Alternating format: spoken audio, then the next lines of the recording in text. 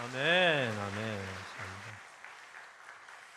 자, 우리 앞뒤 좌우로 환하게 한번 인사하면서 미소를 선물하겠습니다. 말씀과 함께 신나게 사세요. 성경의 중요한 기능 가운데 한 가지는 거울의 기능입니다. 우리가 거울 앞에 서면 우리의 모습을 볼 수 있듯이 우리가 하나님 말씀 앞에 정직하게 서면 신기하게도 우리의 모습이 보이고 우리가 살아가는 삶의 현장이 적나라하게 보여지기도 합니다. 여러분, 이것이 참 신기한 것이죠. 성경은 최근에 쓰여졌다 하더라도 2000년이 넘었고 아주 오래된 성경은 4000년이 훨씬 지난 오랜 성경입니다. 그런데 참 신기하게 2000년 전에 쓰여진 말씀이 4000년 전에 쓰여진 말씀이 우리가 그 말씀을 읽으면 오늘 우리의 삶을 보여준다는 것입니다.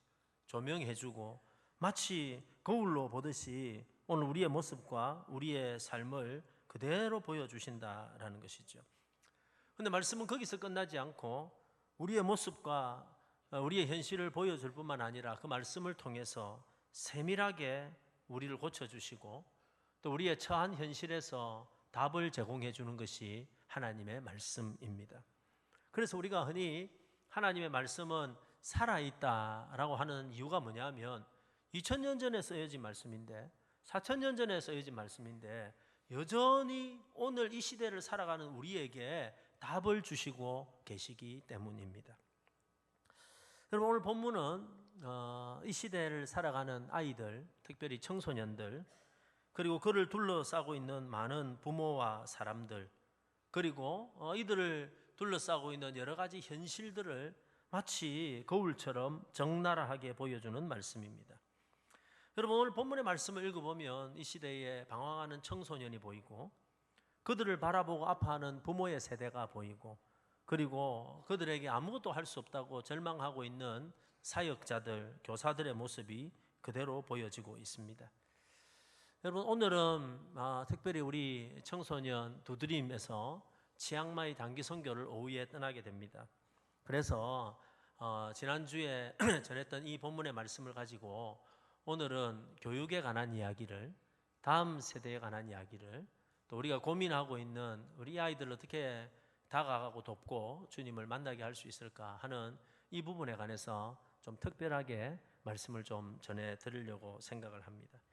특별히 오늘 본문에 나오는 등장하는 세 명의 인물을 통해서 지금 우리가 만나게 되는 많은 아이들, 그들을 둘러싸고 있는 부모들, 또 교사들, 또 이 시대 우리들은 어떻게 해야 할 것인가 하는 우리의 질문에 대한 답을 몇 가지를 얻기를 원한다라는 겁니다. 그래서 오늘 말씀을 여러분 들으실 때 그냥 다음 세대 교육 특강 듣는다고 생각하시고 이렇게 잘 들으시면 여러분 자녀들 또 손주들 주변에 있는 아이들을 도울 수 있는 기회가 되겠다 이런 생각을 합니다. 여러분, 첫 번째 우리가 보게 될 등장인물은 아이들입니다. 아이들. 그런데 이 아이들을 한마디로 표현하면 사로잡힌 아이들 이렇게 표현할 수가 있습니다. 오늘 본문에 가장 먼저 등장하는 인물은 오늘 이야기의 원인이 되는 한 아들입니다. 성경은 그가 귀신 들렸다라고 표현하고 있습니다. 여러분, 이것을 다른 말로 하면 귀신에 사로잡혔다라고 표현할 수가 있습니다. 저는 오늘 본문의 한 아들을 통해서 이 시대에 사로잡힌 아이들의 모습을 보게 됩니다. 여러분, 이 시대를 살아가는 수많은 청소년들, 우리의 자녀들을 한마디로 표현하면 어떻게 표현할 수 있을까요? 사로잡힌 아이들 이렇게 표현할 수 있습니다. 귀신은 아니지만 수많은 것들에 의해서 사로잡혀서 고통하고 방황하고 헤매고 절규하고 살아가는 아이들이 이 시대의 청소년이고 이 시대의 아이들이다라는 것입니다.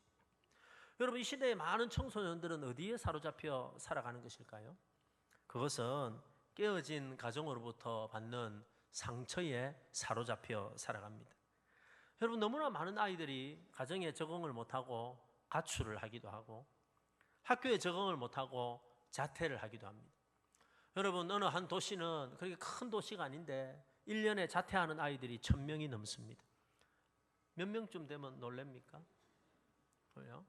그리고 여러분, 수많은 가정이 깨어짐으로 말미암아 그 가정에서 여러분 적응하지 못하고 상처를 받고 떠나는 아이들이 얼마나 많은지 모릅니다. 우리가 생각할 때 가출하는 아이들, 우리가 생각할 때 적응하지 못하는 아이들, 학교에서 적응하지 못하고 헤매고 있는 아이들은 야, 문제가 많은 아이구나, 참 문제가 많은 학생들이구나 생각할지 모르지만 여러분 사실은 문제아는 없습니다. 문제 가정이 있을 뿐입니다. 다 그 모든 근원은요 그 가정에서 생기는 겁니다. 집에 들어가면 부모는 늘 싸웁니다. 늘 다툽니다. 좋은 말을 해주거나 칭찬을 해주지 않습니다. 늘 부담감을 줍니다. 그래서 어떤 아이가 여러분 그 시험을 쳤는데 여러분 기독교학에서 이런 문제가 나왔어요. 지옥은 어떤 곳일까? 얘가 답을 적었어요. 앞에도 엄마, 옆에도 엄마, 뒤에도 엄마. 가정에서 받는 상처가 많다라는 것이죠. 그래도 엄마 아빠가 같이 사는 가정은 그래도 좀 낫습니다. 수많은 가정들이 깨어지고 이혼하고 따로 살고 있습니다. 여러분 저희 자녀들 이야기를 들어보면 저희 둘째, 셋째 친구들이 굉장히 많은데 한 번은 저희 딸 친구들이 한 10명쯤 이렇게 되는데 참 신기하게도 부부가 같이 사는 집이 우리 집밖에 없었습니다. 10가정 중에. 어느 날 우리 딸이 아주 진지하게 저에게 이야기했습니다. 엄마 아빠는 어지간하면 같이 살아. 여러분 그런 가정에서 아이들이 자기도 모르게 받은 상처에 사로잡혀서 방황하고 헤매고 그 상처에서 벗어나지 못하고 살아간 아이들이 얼마나 많은지 모릅니다. 이유가 있었겠죠. 그 부부가 그런 상황 가운데 다툴 수밖에 없는, 싸울 수밖에 없는, 여러분 때로는 헤어질 수밖에 없는 이유는 있었을 것입니다. 그러나 그럼에도 불구하고 아무 이유 없이 상처받은 아이들은 누구 죄입니까? 거기에 사로잡혀 살아간다라는 겁니다. 여러분 오늘 이 시대 아이들은 어디에 사로잡혀 살아갈까요? 타락한 세속 문화에 사로잡혀 살아갑니다. 여러분은 모르겠지만 이 아이들이 스마트폰으로 접하는, 인터넷으로 접하는, 친구들을 통해서 접하는, 학교에서 접하는 여러분 문화들은 대부분 여러분 굉장히 음란하고 굉장히 폭력적이고 굉장히 귀신 문화고 굉장히 화려하고 정신을 빼앗아가 버리는 그런 세상 문화에 완전히 사로잡혀 살아갑니다. 여러분 우리 부모들은요 너무 밥 먹고 살기에 바쁘다 보니까 우리 아이들이 평소에 뭘 접하는지 알 수가 없습니다. 엄마들은요 홈페이지가 몇 페이지인지도 잘 몰라요. 그죠?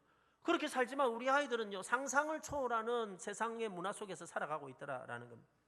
그러다가 여러분 자기도 모르게 거기에 중독이 되고 거기에 빠져가지고 헤어나오지 못하는 그런 아이들이 되어버렸습니다. 여러분 오늘 이 시대 아이들은 어디에 사로잡혀 살아가는 것일까요? 공부와 입시에 사로잡혀 가고 있습니다. 사실은 공부와 입시보다는 거기에 부담감에 사로잡혀 있습니다. 시대가 바뀌었습니다. 세상은 바뀌었습니다라고 우리는 수없이 말하면서도 여전히 우리는 우리 아이들을 얼마나 공부를 잘하느냐, 무슨 대학을 가느냐, 어떻게 여러분 성적이 좋으냐라는 잣대를 가지고 똑같은 잣대를 가지고 성공한 인생, 실패한 인생을 나누어 버립니다. 그러다 보니까 여러분 그 가운데서 수많은 아이들은 좌절하고 절망하고 나의 미래를 불안해하고 두려움 가운데 사로잡혀 살아갑니다. 부산에서 지난달에 여러분 3명의 아이가 학교에서 비극적인 선택을 하고 발견이 되었습니다. 왜 그랬을까요? 여러분 집안이 못 살아서 그랬을까요? 형편이 어려워서 그랬을까요? 아니요. 여러분 그 아이들은 부담이 되었던 거예요. 그들의 진로가 두려웠던 것입니다. 불안했던 것입니다. 그러니까 나는 죽었다 깨어나도 내가 잘 할 수가 없어 라는 절망감이 있을 때 거기에 사로잡혀서 여러분 극단적인 선택을 할 수밖에 없었다라는 거죠. 여러분 이런 과정에서 아이들에게 점점 사라지는 것이 있습니다. 제일 먼저 사라지는 것은 기대감이 사라집니다. 아무것도 기대하지 않습니다. 어느 순간 어른들로부터 아무것도 기대하지 않습니다. 여러분 교회와도 기대하지 않습니다. 학교를 가가지고 내가 훌륭한 사람이 될 거야, 내 꿈을 이룰 거야 기대함으로 학교 가는 아이가 없습니다. 수업을 들을 때도 기대하지 않습니다.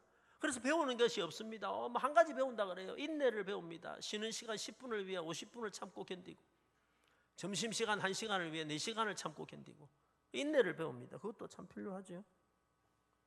그러다 보니까 꿈과 비전이 사라졌습니다. 여러분 주변에 있는 아이들에게 너는 꿈이 뭐냐? 너는 뭐가 하고 싶으냐? 네가 제일 좋아하는 게 뭐냐? 네 인생의 가치가 뭐냐? 이런 진지한 질문을 던져보신 적이 있습니까? 아이들은 뭐라고 대답할까요? 모르겠는데요. 여러분, 버릇이 없어서 그런 대답을 하는 게 아닙니다. 정말 모르는 거예요. 내가 뭘 하고 싶은지, 내 꿈이 뭔지, 어떻게 살면 내 인생이 정말로 괜찮은지 알 수 없어서 꿈을 잃어버리고 살아가고 있더라라는 겁니다. 그래서 방황하고 있는 거예요. 그런데 여러분, 그렇게 방황하는 아이들이 피할 수 있는 피난처는 없습니다. 갈 곳이 없습니다. 숨을 곳이 없습니다. 학교는 그들의 피난처가 되지 못합니다. 가정은 그들의 피난처가 되지 못합니다. 어느 순간 교회도 그들의 피난처가 되지 못하는 상황에 이르렀습니다. 그럼 교회 다니는 애들은 어떨까요? 여러분, 교회 다니는 애들은 한마디로 표현하면 절대 소수아이입니다. 여러분, 성소수자가 소수자가 아니고 교회 다니는 애들이 소수가 되었습니다. 이 말이 무슨 말이냐면, 기독교는요, 부산에서 기독교는 한 7%, 8% 됩니다. 어른들이. 아이들은 몇 프로 되는 줄 아세요? 5% 이하입니다. 5% 이하라는 말이 무슨 말이냐면, 자, 고등학교 갔어요. 고등학교 요즘 한 반에 몇 명쯤 될까요? 20명. 작은 학교는요, 여자 반 아이들은 15명이 안 되는 아이들도 많습니다. 학교 시작할 때는 20명이었는데 아이들이 학기 지나면서 몇 명 자퇴를 해버립니다. 20명 안 되는 학교들이요, 대부분입니다. 그런데 문제는 뭐냐면요, 거기에 5%가 교회를 다니니까 여러분, 그 20명 중에 몇 명이 교회를 다닐까요? 한 명. 그러니까 여러분, 자기 반에 가서 평균적으로 이야기하는 거예요. 자기 반에 가가지고 자기처럼 교회를 다니고 예수를 믿는 아이들이 한 명이고, 어떤 학교는요 2반에 걸쳐서 한 명인 거예요. 그러니까 여러분, 그 상황 가운데서 믿음을 지키고 살아가고, 내가 교회 다닌다고, 내가 예수 믿는다고, 내가 참 예수님의 자녀라고 말하면서 살아갈 수 있는 아이들이 얼마나 되겠습니까? 성소수자들이 소수가 아니고 예수 믿는 아이들이 그 학교에서는 절대적인 소수가 되어버리고 기가 죽어 살아간다는 겁니다. 그러다 보니까 여러분, 예수를 믿지만 철저하게 이중적으로 살아갑니다. 아이 때부터. 교회 오면 예수 믿는 아이지만 친구들하고 지나면 전혀 예수 믿는 아이처럼 보이지 않는, 믿음을 나타내지 않는, 교회 간다고 말하지 않는, 마치 어른들이 직장에 다니면서도 10년을 그 직장에 다녔는데 아무도 내가 예수 믿는다는 걸 알지 못하는 어른처럼 살아가는 경우가 굉장히 많다라는 것입니다. 정체성의 갈등을 일으킵니다. 나는 누구인가? 나는 뭘 하고 살아갈까? 방황하고 절규하며 살아가는 것이죠. 여러분, 오늘 두 번째 등장하는 인물이 있습니다. 그 인물은 부모입니다. 부모.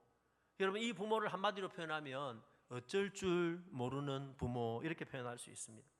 자, 여러분, 오늘 아버지의 모습을 한마디로 표현하면 마음은 너무 아픈데, 여러분, 아들이 귀신이 들려가지고 막 방황하고 이리 헤매고 저리 헤매고 하는 아들을 바라보는 마음은 너무 아픈데 도와주고 싶은데 도와줄 수가 없는 거예요, 지금. 자, 여러분, 한번 상상해 보세요. 남의 일이라고 생각하지 말고 여러분의 자녀라고 생각하고 여러분의 손주라고 한번 생각을 해보세요. 어느 날 얘가 자라는데 얘가 어느 날 귀신이 들렸어요. 귀신이 들려가지고 막 불에도 뛰어들고 물에도 뛰어들고 거품을 흘리고 쓰러지고, 여러분, 이런 자녀를 바라보는 아버지의 마음은 어떨까요? 남의 일이라고 너무 관심이 없으신데, 여러분, 이때 아버지의 마음은 얼마나 힘들고 어려웠을까요?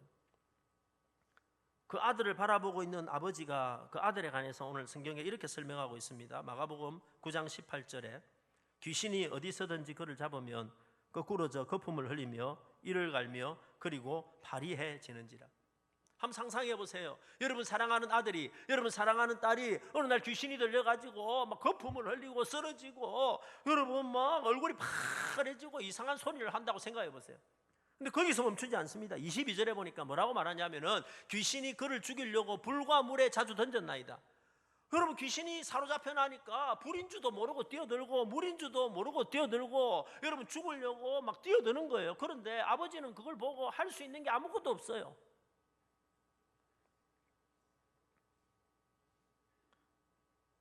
여러분, 이 아버지가 가장 힘든 게 뭘까요? 자기 아버지인데, 내가 내 자녀가 이렇게 고통당하고 방황하고 있는데 내가 할 수 있는 일이 없다라는 거예요. 왜 할 수 있는 일이 없을까요? 가장 결정적인 이유가 뭘까요? 가장 결정적인 이유는 뭐냐면 이 아이하고 의사소통이 안 되는 거예요. 의사소통이. 여러분, 오늘 예수님께서 나중에 이 아이의 안에 있는 귀신을 쫓아내실 때 뭐라고 말씀하시는 줄 아세요? 25절에 보니까 예수님이 이렇게 말씀하세요. 예수께서 그 더러운 귀신을 꾸짖어 이르시되, 어떤 귀신아? 말 못하고 못 듣는 귀신아. 콕 집어가지고 그냥 귀신아 라고 말하지 않고 뭐라고 말하고 있냐면은, 귀신아 그 아이에게서 나가라 라고 말하면서 뭐라고 말하냐면은, 말 못하고 뭐하지 못하고 듣지 못하고. 자 보십시오, 네가 어디 아프냐 무슨 문제냐 하는데 이 아이는 뭘 못해? 말을 못해요. 엄마가 아빠가 내가 얼마나 힘드냐 내가 어떻게 도와줄까 하는데 이 아이는 뭘 못해? 듣지를 못해. 한마디로 말해서 엄마 아빠하고 부모하고 뭐가 안 통한다는 거예요? 말이 안 통한다는 거예요. 의사소통이 안 된다라는 것입니다. 오늘 이 자리에 앉아있는 자녀를 키우는, 특별히 청소년을 양육하고 있는 부모님 여러분, 우리의 가장 큰 문제가 뭡니까? 우리가 가장 고민하는 게 뭡니까? 공부입니까? 여러분 공부도 문제겠지요. 오락을 많이 하는 겁니까? 그것도 문제겠지요. 말을 안 듣는 겁니까? 그것도 문제겠지요. 교회 안 오는 신앙의 문제입니까? 그것도 문제겠지요. 그러나 여러분, 우리 부모의, 이 시대 부모의 가장 큰 문제는 뭐냐면은 소통이 안 된다는 거예요. 깊이 있는 대화가 되지 않습니다. 꼭 귀신에 사로잡혀서가 아니라, 여러분 시대가 너무 많이 바뀌다 보니까 어른의 세대와 아이들의 세대는 너무 다른 세대가 되어버렸습니다. 그죠? 아예 다른 세계의 사람이 되어버렸습니다. 그래서 여러분 요즘 아이들을 표현할 때 뭐라고 말하냐면 외계인이랍니다. 외계인. 왜 외계인이라고 그럴까요? 쓰는 말이 틀려요. 느낌이 틀려요. 다 달라요. 너무 다르는 거예요. 그래서 여러분 이게 서로 이해가 안 되는 겁니다. 여러분 의사소통이 안 된다는 거, 이게 가장 큰 숙제입니다. 여러분 일단 감각이 틀립니다. 이걸 우리가 인정해야 돼요. 여기 계신 어른들은 그래도 문자 세대입니다. 우리는 책을 읽고 감동을 받고 성경을 읽으면서 감동을 받고 문자를 통해서 느끼기도 합니다. 그런데 여러분 이 시대의 아이들은요 문자 세대가 아닙니다. 무슨 세대일까요? 영상 세대입니다. 영상. 모든 것이 영상입니다. 유튜브와 여러분 인스타그램과 수많은 영상을 통해서 아이들은 느끼고 살아가고 있습니다. 여러분 여기 있는 어른들은요 그래도 우리는 의무감으로 살아왔습니다. 그죠? 이거 해야 돼 하면 하는 거예요. 예배 시간에 재미없어도 고개 들고 들어야 돼 하니까 들고 듣고 있는 거예요. 그죠? 재미없는 말씀을 하더라도 아멘 해야 돼 하니까 아멘 하는 거예요. 찬양을 해야 돼 하는 의무감으로 우리 하는 거예요. 근데 아이들은 그렇게 하지 않습니다. 여러분 아이들은요 의무감으로 하지 않습니다. 지가 좋아야 합니다. 그죠? 지가 좋아하는 것만 하는 거예요. 어른들은 늘 순종의 가치를 가지고 자랐습니다. 여러분 어른들은 순종에 관한 가치를 늘 보고 자랐죠. 그래서 어른들이 시키면 해야 되고 이유를 묻지 않고 따라야만 되는 시대를 살았습니다. 근데 요즘 아이들은요 합리적인 가치를 가지고 살아갑니다. 컴퓨터 세대잖아요. 컴퓨터라는 게 뭡니까? 합리성에 기초한 거예요. 이해가 되어져야 된다는 거예요. 이해가 안 되는 것은 따르지 않는 시대가 되었습니다. 근데 거기서 많이 상충되고 부딪히는 거예요. 제가 옛날에 창원에서 아이들을 가르칠 때, 교목으로 있을 때 재미난 사건이 하나가 있었습니다. 중학교 3학년인데 남자아이인데 아주 똑똑하고 공부도 잘하는 애인데 어느 날 얘가 학교에 귀걸이를 하고 왔습니다. 여러분 남자아이가 학교에 귀걸이를 그때 하면 하루 오는 애들도 없었고 하고 오면 안 된다고 알고 있는데 얘가 어디서 그랬는지 용기를 내가지고 귀걸이를 하고 학교에 왔습니다. 그런데 복도에서 누구를 만나냐면 학주를 만났습니다. 여러분 학주 아세요? 학생 주임. 근데 학생 주임이 딱 만나자마자 학생 주임이 한마디 했겠죠. 야, 너 이리 와봐, 너 이리 와봐. 이 뭐야 이거? 야, 너 귀걸이 당장 빼 이랬어요. 얘가요 보통 애들 같으면 알았어요 하고 뺐을 텐데 얘는 똑똑한 애예요. 지 생각이 있는 애예요. 뭐라고 말했냐면 왜요? 그런 거예요. 이 아이는 궁금했던 거예요. 왜 귀걸이를 하면 안 되는지. 귀걸이 한다고 남에게 피해를 주는 것도 아닌데 왜 하면 안 되는지가 궁금해서 자기는 왜요? 라고 물었는데 이 선생님의 반응은 왜요? 였습니다. 그죠? 이 아이는 왜요? 라고 대답했는데 이 선생님은 왜요? 라고 다시 대답을 했어요. 야, 선생님이 빼라면 빼야지 하고 했는데 데리고 갔습니다. 학생부실에 가가지고 야단을 치고 그리고 반성문을 적으라 그랬습니다.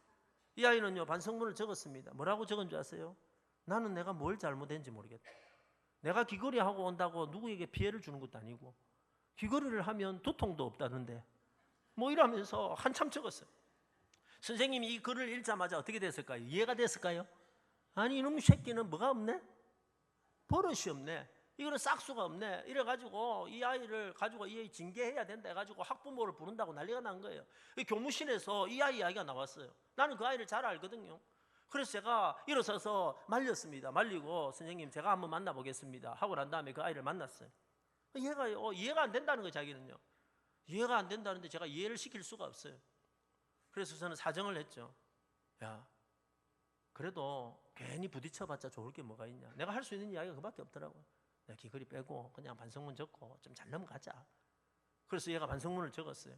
자기는 뭘 잘못했는지 모르겠지만 목사님이 그렇게 말하니까 내가 기거리를 빼겠습니다. 그래가지고 이제 그 사태가 넘어갔어요. 넘어갔는데 여러분 한 몇 주 있다가 또 사건이 하나 터졌어요. 무슨 사건이 터졌냐면 우리 학교의 교칙은 어떻게 돼 있냐면 교복 이제 여름에 하복을 와이셔츠를 입으면 그거를 항상 그 안으로 바지 안으로 넣어서 깔끔하게 입는 게 우리 학교의 교칙이었어요. 그런데 여러분 아이들 막 뛰고 덥다 보면 이게 어떻게 돼 있을까요? 바깥으로 나와 있겠죠. 나와 있는데 꼭 걸리는 놈이 걸린다고 복도에서 얘가 옷을 밖에 내고 막 가고 있는데 학주한테 또 걸린 거예요. 얘가 불렀습니다. 이리 와봐, 이리 와봐. 야, 옷이 이게 뭐야? 당장 집어넣어. 이랬어요. 얘는 뭐라고 대답했을까요? 왜요? 라고 했어요. 여러분, 이 학주 선생님 어떻게 반응했을까요? 왜요? 라고 대답합니다. 다시 데려갔습니다. 그리고 학생실에서 또 야단을 쳤습니다. 야, 선생님이 하라고 하지. 너는 왜 이렇게 애가 못됐냐? 이래가지고 반성문 적어. 이래 된 거예요. 여러분, 얘가 반성문을 적었는데 어떻게 적었을까요? 정말로 얘는 그렇게 적었어요. 나는 내가 뭘 잘못했는지 모르겠다. 더운 여름에 왜 그걸 안에 집어넣고 다니는지 모르겠다. 라는 거예요. 그 선생님들이 이렇게 이야기를 합니다. 야, 안으로 넣어야 이쁘지. 이러면 얘가 뭐랄까요? 바깥으로 빼야 이뻐요. 여러분, 와이셔츠는 안으로 넣어야 이뻐요? 바깥으로 빼야 이뻐요?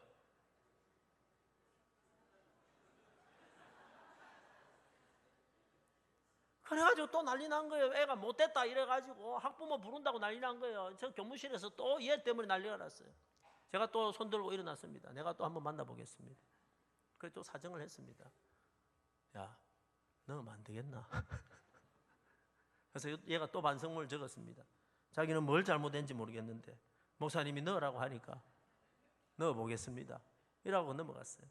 제가 그 사건을 겪으면서 우리 어른들하고 아이들하고의 감각의 차이가 이렇게 있구나.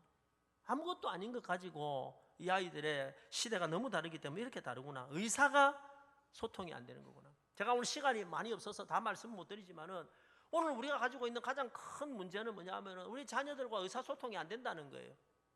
마치 귀신 들려서 입이 막히고 기가 막힌 이 아이처럼 의사소통이 안 된다라는 것이죠. 오늘 세 번째 등장하고 있는 인물은 이 아이를 주님께로 데려왔을 때 그 아이를 만났던 제자들입니다. 여러분, 이 아버지가 제자들에게 이 아이를 데리고 왔을 때 제자들은 이 아이를 고칠 수 있다라고 생각을 했습니다. 쉽게 고칠 수 있을 거라고 생각했어요. 그런데 할 수가 없었습니다. 그러다 보니까 많은 사람들에게 우사를 당하고 있는 것입니다. 이때서 예수님께서 산에서 내려오셨습니다. 그리고 여러분, 이 제자들에게 그 이야기를 들으시고 이 문제를 해결해 주십니다. 그 내용이 오늘 본문의 내용이죠. 예수님은 이 아이를 고쳐주시면서 이 문제를 해결해 주시면서 아주 중요한 5가지 문장을 쓰십니다. 오늘 제가 이 문장에 관한 내용을 좀 설명을 해드려야 되는데 시간이 너무 없어서 제가 10분 안에 이거를 간단하게 정리하는데 오늘 부모님들 또 우리 손주를 둔 분들도 그 제목들을 잘 기억하시고 다음 기회가 되면 제가 한번 깊게 설명하겠습니다. 신기하게 마치 시를 적듯이 너무너무 멋진 말씀을 5문장을 하면서 이 문제를 해결하십니다. 그 첫 번째 문장은 그를 내게로 데려오라 하는 문장입니다. 한번 따라서 해보십시오. 그를 내게로 데려오라. 여러분, 마가복음 9장 19절에 보니까 그를 내게로 데려오라 라고 이야기를 하고 있습니다. 무슨 말입니까? 여러분, 자, 오늘 이 아이가 가지고 있는 문제가 영적인 문제이기 때문에 오늘 이 아이가 가지고 있는 문제가 의사소통이 안 되는 문제고 도저히 부모가 해결할 수 없는 문제이지만 그 근본적인 해결책은 이 아이가 예수님을 만나야 된다. 주님을 만날 때, 인격적으로 만날 때 이 문제가 해결되어진다라는 것입니다. 사랑하는 여러분, 아이든 어른이든 상관없이 예수를 인격적으로 만날 때 근본적인 문제가 해결되는 줄로 믿습니다. 그래서 예수님은 그 아이를 내게로 데려오라라고 말씀하고 있다라는 것입니다. 사랑하는 여러분, 우리 아이들이 예수님을 인격적으로 만날 때 상처도 치유되고 비전도 생기고 하나님의 사람으로 쓰임받게 될 줄로 믿습니다. 여러분, 오늘 이 아버지가 너무 잘한 것이 하나가 있어요. 너무 잘한 게 뭐냐 하면은, 여러분이 귀신 들린 아이를 어떻게든지 누구에게 데리고 오려고, 예수님께 데려오려고 최선을 다했다는 거예요. 왜냐하면은 이 아버지는 이 아이를 고칠 능력이 없어요. 이 아이를 고칠 실력이 없어요. 고칠 방법도 없어요. 그래서 유일한 방법을 찾았는데 어떻게든지 예수님께 데려가려고 최선을 다했다라는 겁니다. 오늘 우리의 문제가 그거 아닙니까? 여러분, 오늘 내 자식이지만 내가 고칠 수 있습니까? 방황하는 아이들을 내가 여러분 바로 세울 수 있습니까? 믿음이 없는 아이들에게 믿음을 줄 수 있습니까? 신앙이 없는 내 자녀들에게 신앙 가지게 그 부모가 할 수 있습니까? 교사가 할 수 있습니까? 없습니다. 그럼 우리가 할 수 있는 게 뭘까요? 그렇죠. 우리 아이가 예수님을 만날 수 있도록 기회를 주는 것입니다. 그게 데려오는 거라는 거예요. 기회를 주는 거예요. 여러분, 이번에 연초부터 제가 마음에 작정을 하고 오늘 오후에 우리 청소년들 44명이 치앙마이로 갑니다. 교사들이 함께 가서 62명이 떠납니다. 이게 쉬운 일이 아닙니다, 여러분. 여러분, 아이들에게 회비를 50만 원 받고 1인당 150만 원 가까이 들어가기 때문에 약 100만 원씩 지원이 들어갑니다. 단순한 숫자만 계산하더라도 4천만 원, 5천만 원의 지원이 있어야만 했습니다. 그리고 이 아이들을 다 데리고 간다는 게 여러분 시간을 내고 뭐 마음을 내고 해가지고 간다는 게 이게 쉬운 일이 아닙니다. 그러나 여러분, 우리가 이 일을 하는 이유는 딱 한 가지입니다. 여러분, 다른 이유가 하나도 없어요. 그 이유는 여러분, 이번 기회가 어떤 아이에게는 예수님을 만날 수 있는 기회가 되기 때문에, 인생의 문제를 해결할 수 있는 기회가 되기 때문에, 그 마음의 깊은 상처에서 고침받을 수 있는 기회가 되기 때문에, 내가 할 수는 없지만 우리는 뭐 할 수는 있으니까 기회는 줄 수는 있으니까. 어떤 아이들은 가고 싶어서 가는 애들도 있고, 어떤 아이들은 가기 싫지만 엄마가 억지로 보내는 아이들도 있고, 몇 명의 부모님들은 몇 주 전에 저를 찾아와서 울면서 기도 제목을 부탁했습니다. 자기 아이를 위해서 기도해달라고. 이번에 이 아이가 참 억지로 가기는 가지만은 목사님이 도와주십시오 하고 울면서 부탁하는 부모님도 있었습니다. 그 부모님은 알았던 거예요. 내가 할 수 있는 게 아니다. 내가 고칠 수 있는 것도 아니다. 내가 이 아이에게 신앙을 줄 수도 있는 것도 아니다. 그러나 내가 할 수 있는 것은 이 아이에게 뭘 줄 수 있는 거다? 기회를 주는 거다. 기회를. 여러분, 오늘 이 아버지가 너무 잘하는 것은요, 자기가 할 수 없었지만 어떻게든지 예수님께 데려오려고 노력을 했다는 거예요. 방관하지 않았다는 거예요. 저 아이는 어쩔 수 없어. 내 자식은 어쩔 수 없어. 뭐 교회 안 다니는 거 어떻게 하겠어. 내 자식이 교회 안 나오려는 걸 어떻게 하겠어. 내가 할 수 있는 방법은 없어. 그냥 지 인생을 살겠지. 나라도 신앙생활 잘해야지 하고 끝난 것이 아니라 어떻게 해서든지 무슨 방법을 통해서든지 이 자식이 예수님께 나오게 하려고 최선을 다해서 노력을 했다는 거예요. 여러분도 그렇게 하십시오. 여러분도 그렇게 하십시오. 여러분의 손주를 그냥 내버려 두지 말고, 여러분의 자녀들을 그냥 내버려 두지 말고, 여러분이 어떻게 할 수 없다고 내팽겨 치지 말고 무슨 방법을 통해서든지 예수님께 나오도록 노력하십시오. 그게 우리가 해야 될 일이다라는 거예요. 오늘 예수님이 하신 두 번째 말씀이 있어요. 그 두 번째 말씀은 언제부터 이렇게 되었느냐 하는 말씀입니다. 21절입니다. 예수께서 그 아버지에게 물으시되 언제부터 이렇게 되었느냐.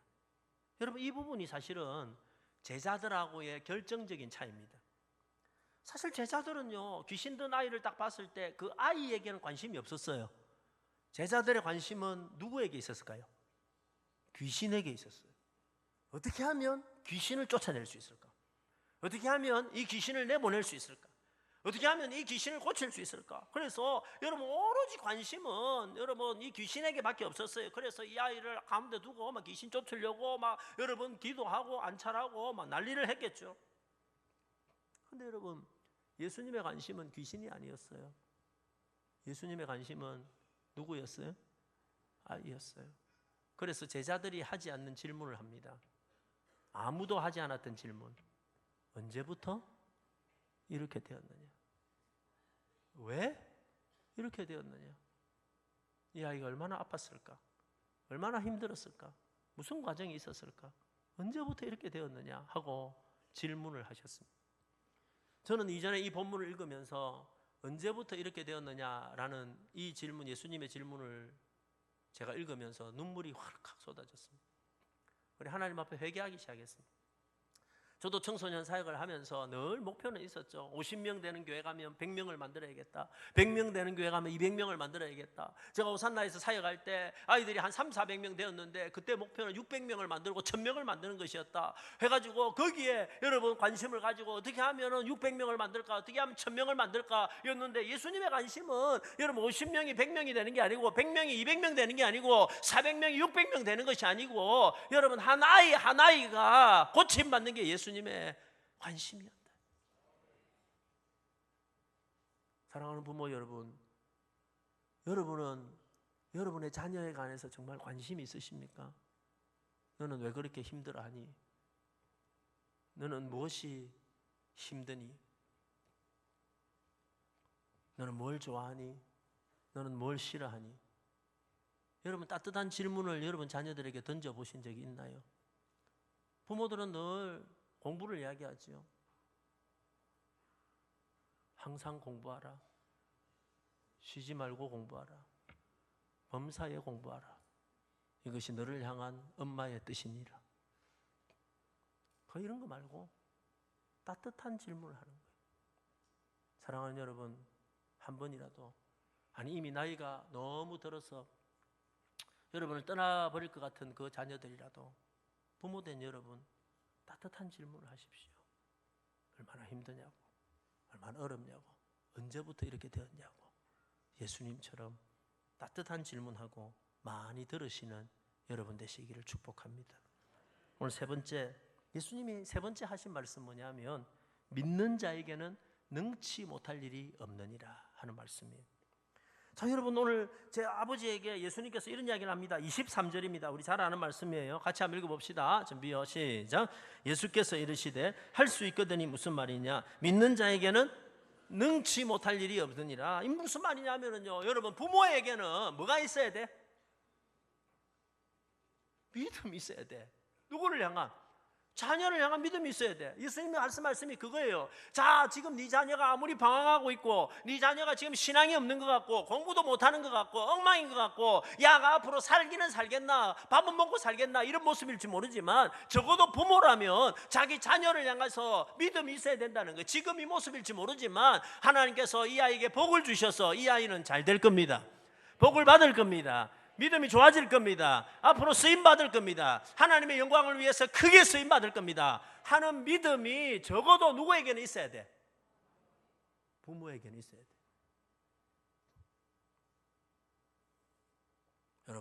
여러분의 자녀가 잘 될 겁니다. 그죠? 지금 방황하지만 교회에 기둥될 겁니다. 여러분 대부분 교회 가보십시오. 저도 여러 교회를 가보면요, 여러분 그 교회에 오랫동안 지키고 장로님이 된 분들은요, 사실은 그 중고등학교 때 진짜 꼴통들이 나중에 자라가지고 어디 안 떠나고 그 교회 장로님 되어 있는 거예요. 우리 장로님 보고 하는 이야기는 아니에요. 우리가 볼 때 얘가 뭐 답이 없을 것 같지만 여러분, 그러나 하나님이 하시면 합니다.